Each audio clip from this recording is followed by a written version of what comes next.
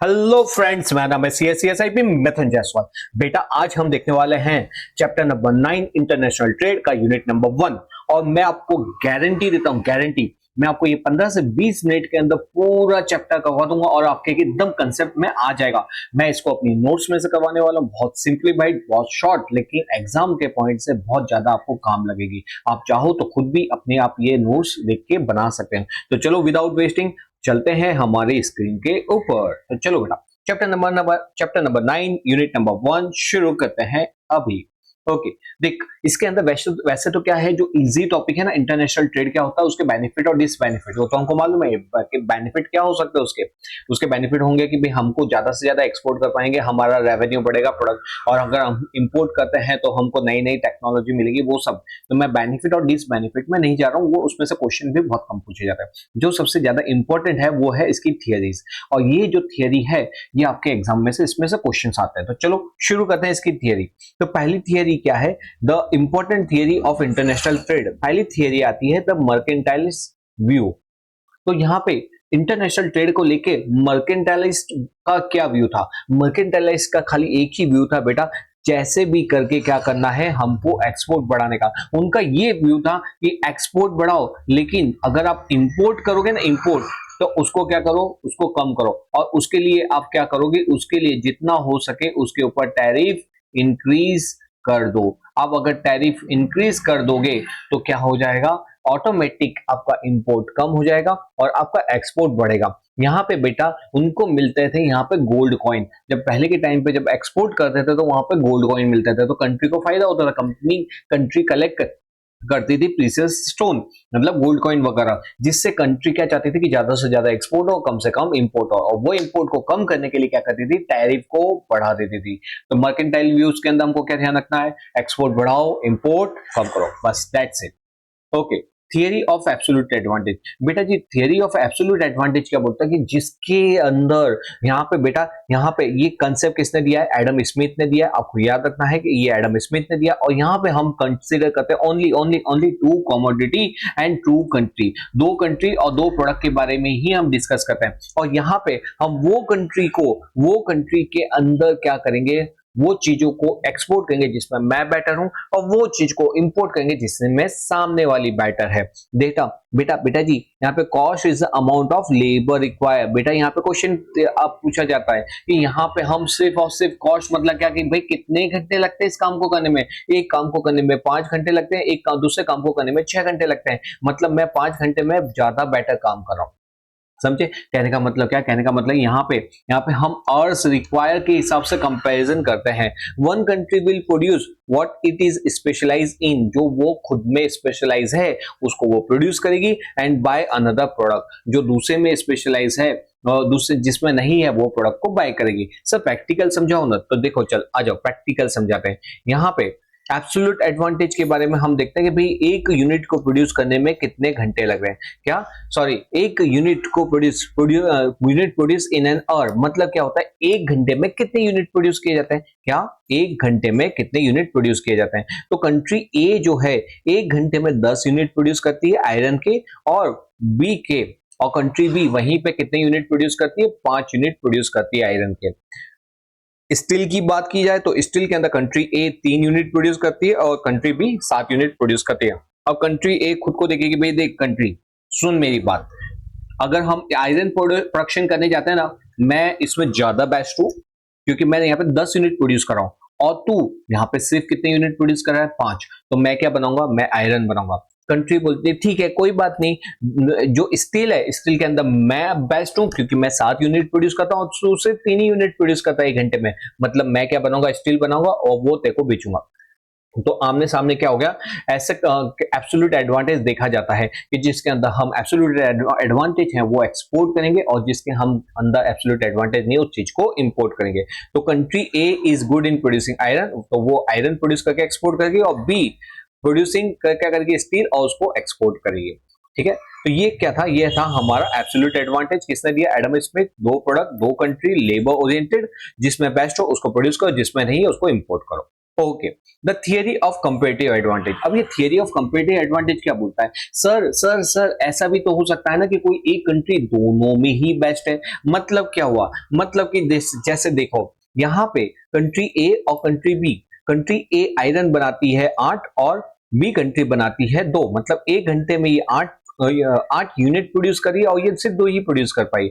और दूसरे में स्टील के अंदर ये 10 प्रोड्यूस करी, 5 प्रोड्यूस करे। अरे ये तो क्या बात हो गई सर जी, मतलब कंट्री ए आयरन में भी बेस्ट है, स्टील में भी बेस्ट है। अब क्या सब कुछ कंट्री ए ही प्रोड्यूस करेगी? नहीं सर, ऐसे तो कैसे हो सकता है, क्योंकि लिमिटिंग फैक्टर मतलब कि हमको मालूम है कि कोई भी कंट्री का क्या होता है, लिमिटिंग फैक्टर होता है, जिससे वो सारे गुड्स खुद नहीं मैन्युफैक्चर कर सकती, इसलिए उसको डिपेंड होना पड़ता है दूसरे कंट्री के ऊपर। अब ये सवाल आता है कि कंट्री कौन सा बनाए और कौन सा ना बनाए, तो उसी को सॉल्व करने के लिए कौन सी थियरी लेके आए थे? यहाँ पे थियरी लेके आए थे कंपैरेटिव एडवांटेज। बेटा जो कंपैरेटिव एडवांटेज की थियरी है ना, यहाँ पे 2 हमारे ऑथर हम पढ़ेंगे। क्या? एक भाई साहब पढ़ेंगे रिकार्डो को, दूसरे भाई साहब पढ़ेंगे हैबलर को। ठीक है, हैबलर को। तो यहाँ पे रिकार्डो भाई साहब ने कौन सी थियरी दी है? इन्होंने दिया लेबर कॉस्ट। मतलब जो हमारा एब्सोल्यूट एडवांटेज की थियरी थी वो भी लेबर कॉस्ट पे थी, रिकार्डो ने भी लेबर कॉस्ट को ही पकड़ा है, और हैबलर ने किसको पकड़ा है? अपॉर्चुनिटी कॉस्ट को पकड़ा है। ओके, अब इसके बारे में थोड़ा सा डिटेल में देखते हैं कि क्या बोलना चाहता है। देखो, export produce in which the absolute advantage was greatest and import product in which it's absolute advantage is comparatively less. मतलब क्या हुआ? ये कंपैरेटिव कहां से वर्ड आ रहा है? चलो, तो मैं पहले क्या करता हूं, आपको कंसेप्ट समझा देता हूं, उसके बाद इसके ऊपर थियरी पे आता हूं।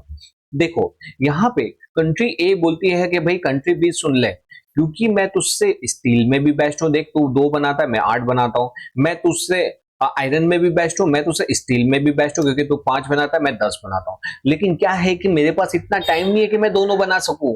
तो मैं क्या करूंगा, मैं देखूंगा कि तुझसे मैं कितना कंपैरेटिवली अच्छा हूं। तो यहाँ पे मैं तुझसे 4 टाइम्स बेटर हूं, और यहाँ पे मैं तुझसे 2 टाइम्स बेटर हूं। तो एक काम करता हूं ना, जिसमें मैं बेटर हूं वो मैं ज्यादा बनाता हूं, क्योंकि वैसे भी तो वो तो कम ही बना पाएगा। तो यहाँ पे क्या करूंगा, मैं तुझसे 4 टाइम्स बेटर हूं, तो मैं क्या बनाऊंगा, मैं आयरन बनाऊंगा। और यहाँ पे मैं तुझसे 2 टाइम्स से बेटर हूं, तो वो 2 बना ले। ठीक है, तो यहाँ पे भाई साहब ये बी बनाएंगे स्टील को, एंड ए भाई साहब बनाएंगे आयरन को। ये थियरी हुई थी हमारी, रिकार्डो ने दी थी। किसने दी थी? रिकार्डो ने दी थी। ओके, और ये हैबलर की थियरी क्या बोलती है? हैबलर की थियरी बोलती है अपॉर्चुनिटी कॉस्ट के ऊपर। अपॉर्चुनिटी कॉस्ट का मतलब होता है कि देखो, यहाँ पे जैसे कंट्री ए है, वो कंट्री ए और कंट्री ए के अंदर यहाँ पे कंट्री बी इससे 1 और 8 टाइम्स बेटर है, और यहाँ पे दोनों सेम है। अब यहाँ पे कंट्री बी क्या बोलेगी? सुनो सुनो, ये जब हमारे हैबलर भाई साहब आते हैं, तो हैबलर भाई साहब बोलते हैं अपॉर्चुनिटी कॉस्ट। अपॉर्चुनिटी कॉस्ट का मतलब क्या होता है वो तो आपको मालूम है, नेक्स्ट बेस्ट अल्टरनेटिव फॉर कौन। अपॉर्चुनिटी क्या होता है कि हमारी कॉस्ट कितनी लगेगी फॉरगो करने की। देख बेटा, अगर आप क्या करोगे, अगर आप ए बनाते हो तो आपको क्या फॉरगो करना पड़ेगा? स्टील को फॉरगो करना पड़ेगा। तो स्टील को आपका 1 घंटे में कितना यूनिट बनता है? इसका 8 यूनिट बनते हैं, इसके 2 घंटे बनते हैं। मतलब अगर आपने सारा अपना प्रोडक्शन किसके ऊपर लगा दिया? आयरन के ऊपर लगा दिया, तो आप स्टील नहीं बना पाओगे, लेकिन वो लॉस कितना होगा? सिर्फ 2 यूनिट का। और वहीं पे उल्टा सोचो कि सर अगर हम अगर कंट्री ए सब कुछ अगर स्टील में लगा दें, तो वहां पे वो आयरन का लॉस करेगी, वो कितना होगा? 8 का। अरे यार, इतना लॉस तो नहीं पोसाएगा। तो जिसमें अपॉर्चुनिटी कॉस्ट क्या होती है? कम होती है, वो चीज को हम स्कीप करते हैं। मतलब यहाँ पे अगर हम 8 का यूनिट का प्रोडक्शन करते हैं, तो मेरी अपॉर्चुनिटी कॉस्ट क्या होगी कि 2 यूनिट नहीं प्रोड्यूस कर पाऊंगा। ठीक है ना, 2 का ही तो लॉस हो रहा है, जाने दो। मतलब क्या हुआ कि प्रोड्यूस करो 8 को और लॉस करो 2 का। ठीक है, और वहां पे कंट्री बी क्या सोचेगी? बी सोचेगी भाई अगर मैं यहाँ पे 1 का यूनिट का प्रोडक्शन करती हूं तो मेरे को 2 का लॉस करना पड़ेगा, लेकिन अगर मैं ये वाला प्रोडक्ट बनाऊंगे तो मेरे को सिर्फ कितने का लॉस करना पड़ेगा? 1 का। तो यहाँ पे कंट्री बी क्या करेगी? इसको प्रोडक्शन करेगी, और कंट्री ए क्या करेगी? आयरन को प्रोड्यूस करेगी। तो यहाँ पे बेटा जी, जब अपॉर्चुनिटी कॉस्ट दिखती है ना, जब अपॉर्चुनिटी कॉस्ट देखता है, तो ये गोल्डन रूल को आप याद रखना। यहाँ पे हम खुद को खुद से कंपेयर करते हैं, और हम देखते हैं कि हमारा अपॉर्चुनिटी कॉस्ट किसके अंदर कम है, जिसके अंदर कम है वो यूनिट प्रोड्यूस किया जाता है, जिसमें ज्यादा हो उसको हम मैन्युफैक्चर करते हैं। ओके, ये आपको रिकॉर्ड, बहुत सारे बच्चों को इसके अंदर नहीं मालूम पड़ता और वो गोते खाते रहते कि सर क्या हो रहा है, कैसे हो रहा है। अगर आप चाहो तो आप इसका स्क्रीनशॉट ले लेना, या तो आप अपनी नोट्स के अंदर लिख लेना। ये है हमारा एब्सोल्यूट एडवांटेज का प्रैक्टिकल क्वेश्चन, ये है हमारा comparative advantage by Ricardo, and ये है हमारा हाइबलर थियरी का प्रैक्टिकल क्वेश्चंस। आई होप आपको अब क्लियर हो चुका होगा।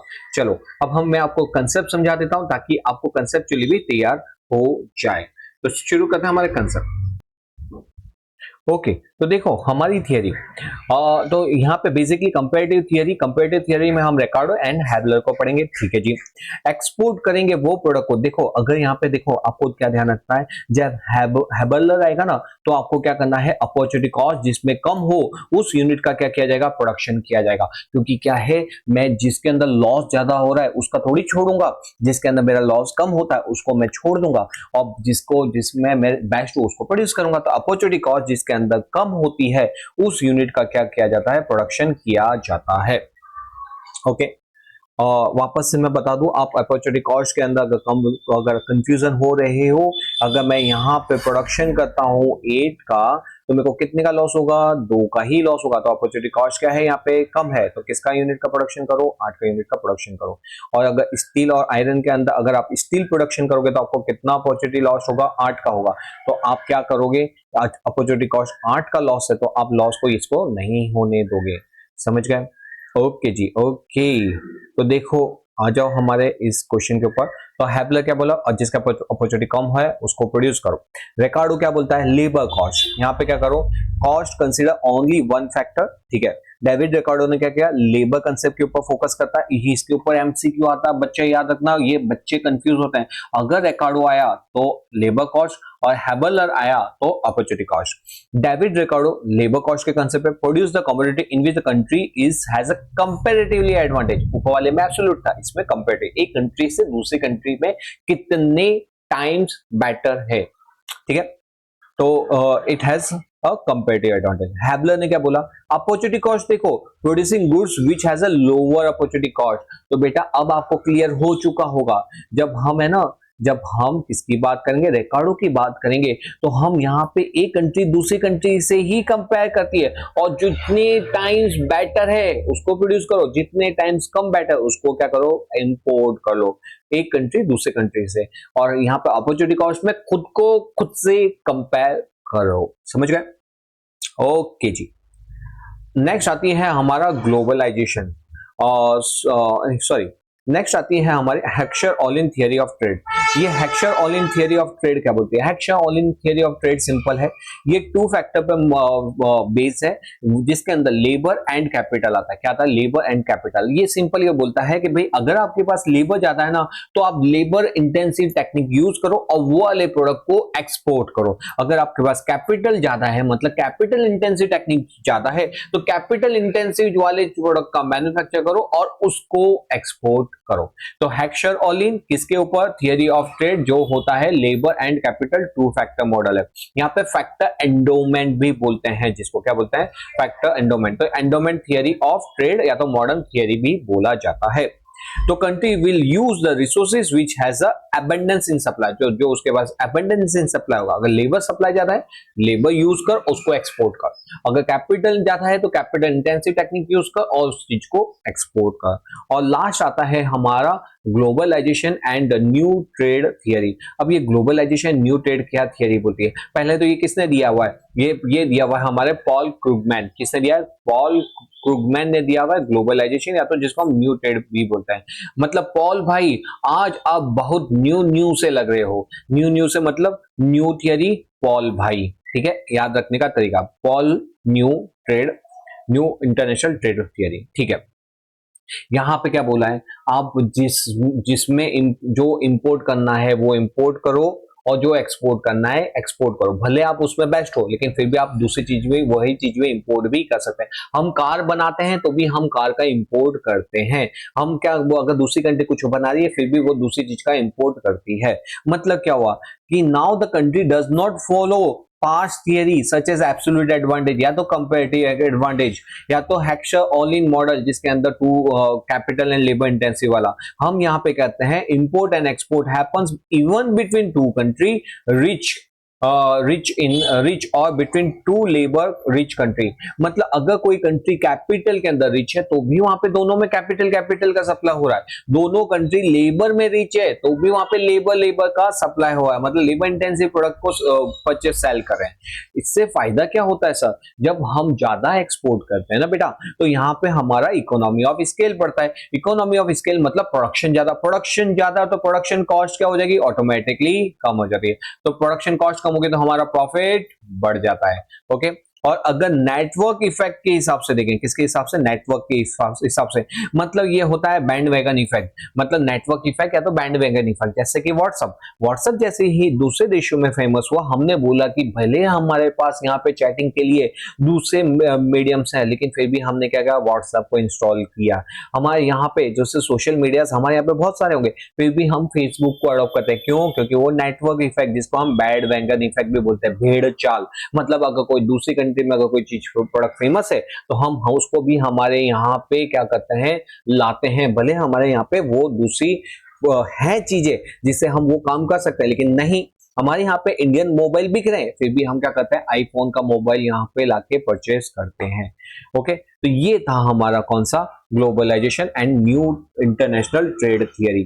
तो बेटा जी ये मैंने आपको जैसा मैंने बोला था कि मैं आपको 15 मिनट के अंदर ये पूरा चैप्टर का रिवीजन कराऊंगा। मैंने खाली वो आपका शुरू में इंटरनेशनल ट्रेड है, क्या होता है, इसके क्या बेनिफिट क्या डिसबेनिफिट, वो एकदम बच्चे जैसा है, आप उसको रीड करोगे तो भी ठीक है, नहीं रीड करोगे तो भी एग्जाम से इतना इंपॉर्टेंट नहीं, आप खुद ही क्रैक कर लोगे। ट्रेड करने से क्या फायदा होगा, क्या नुकसान होगा। मेन इंपॉर्टेंट होते हैं थियरी मैंने आपको बहुत अच्छे से समझा दी, उसके प्रैक्टिकल क्वेश्चंस भी सॉल्व करवा दिए। आई होप आपको कोई डाउट्स नहीं है। अगर वीडियो अच्छा लगे तो कमेंट्स में बताओ, चैनल को लाइक एंड शेयर करो, और मुझे अगर कोई ऐसे ही कुछ वीडियो चाहिए तो वो भी बताना। मिलते हैं हम नेक्स्ट वीडियो में, बाय बाय।